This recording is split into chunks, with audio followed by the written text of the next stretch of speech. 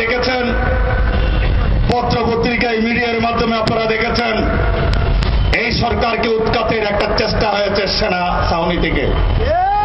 আমরা আপনাদেরকে সতর্ক করছি, 75 সাল একরকম ছিল, এটা 2012 সাল, 75 আর 2012 এক নয়।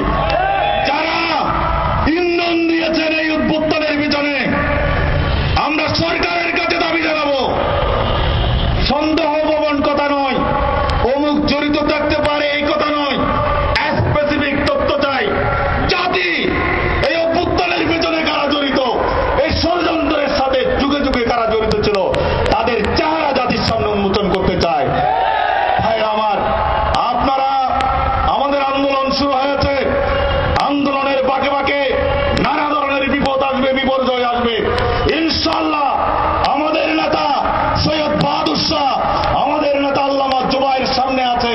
আমরা সৈয়দ বাহাদুর শাহ এবং আল্লামা জুবাইরের নেতৃত্বে বাংলাদেশে উদ্ভূত যে কোনো পরিস্থিতি মোকাবেলা করে বাংলার জমিনে সুন্নিয়ত ভিত্তিক সমাজ ব্যবস্থা কায়েম করে ছাড়ব ইনশাআল্লাহ। এই আহ্বান রেখে আমি আমার বক্তব্য এখানে শেষ করছি।